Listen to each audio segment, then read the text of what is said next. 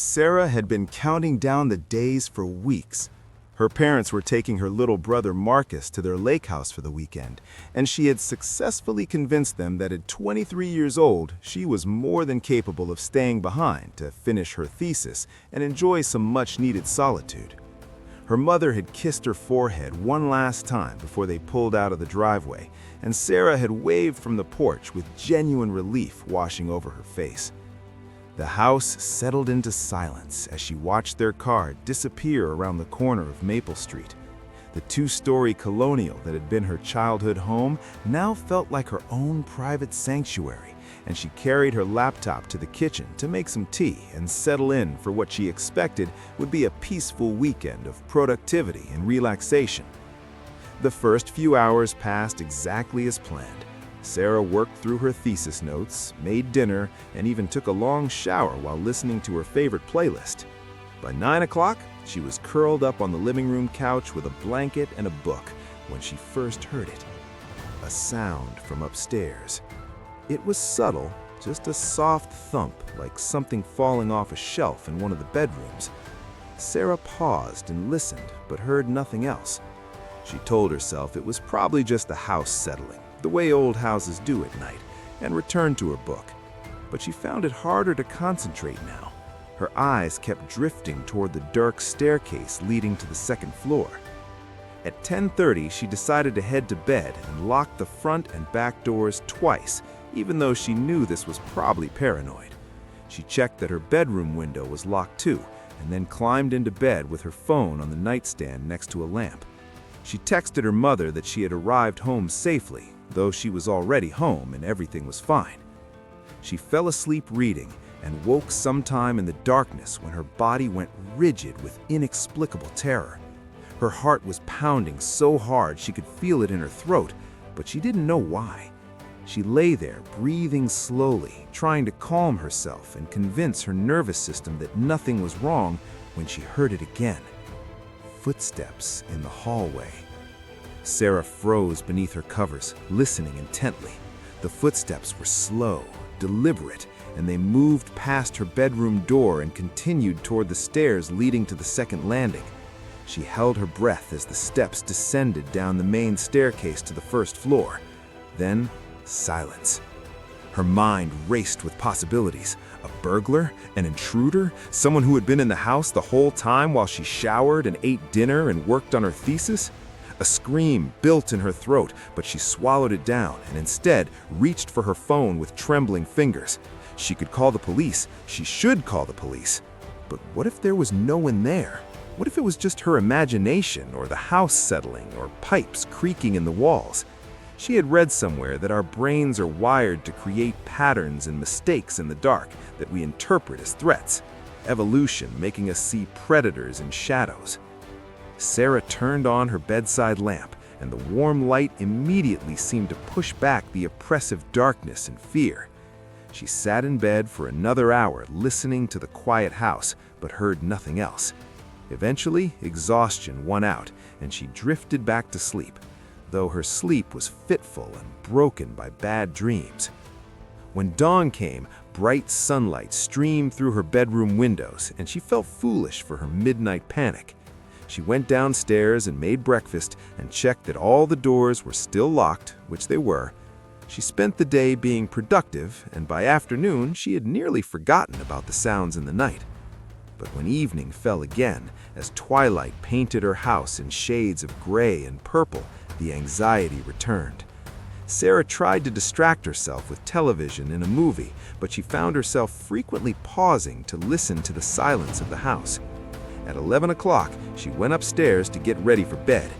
As she lay under the covers again, she kept telling herself that nothing would happen, that there was no reason to be afraid. But at 2 in the morning, she woke to a sound that made her blood turn to ice. Someone was breathing in her room. It was a soft, wet, rasping sound, like someone breathing through their mouth, and it seemed to be coming from the far corner of her bedroom, where an old dresser sat.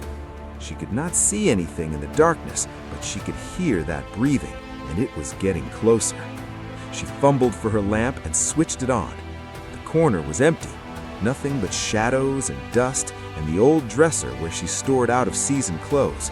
But as soon as the light was on, the breathing stopped. Sarah sat up in bed, her entire body shaking. She grabbed her phone and turned on its flashlight and swept the beam around her room slowly, checking the corners, behind the door, the space under her bed. Everything was empty. Everything was exactly as it should be. She got up and locked her bedroom door, even though it had never had a lock before, and she had to use a chair to wedge under the handle. She turned on every light in her room and got back into bed, determined to stay awake for the rest of the night. At 3:30, she heard the sound again, but this time it was different. This time, it was whispering. It was barely audible at first, just a faint susurrus of sound like wind through trees, but then it became clearer, and she realized it was words being whispered rapidly over and over. She pressed her hands over her ears, but she could still hear it. "Let me in, let me in, let me in." It was coming from inside the walls, Sarah realized with dawning horror. The whisper seemed to come from everywhere at once, moving around the room like an invisible presence. She wanted to scream, but her throat had closed up. Her mouth was dry and her heart was beating so fast she thought it might burst through her ribs. The whisper grew louder, more urgent, more desperate. "Let me in, let me in, let me in, let me in, let me in, let me in, let me in." Sarah threw off her covers and ran to her bedroom door. She yanked the chair away and burst out into the hallway. The lights downstairs were still on, and she ran toward the stairs, taking them two at a time. She grabbed her car keys from the bowl by the front door, but her hands were shaking so badly she dropped them twice. She finally got the door open and ran outside into the cold October night.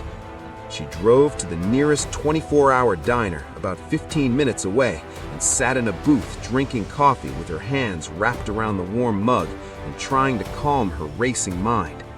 She told herself that she had a nightmare or a panic attack, something explainable, something that happened to people all the time. But she knew she hadn't been asleep when she heard the whisper. She knew it had been real. At 5 in the morning, when dawn was beginning to break, she drove back to her house. She sat in the driveway for a long time before working up the courage to go back inside. The house looked normal and safe in the gray morning light.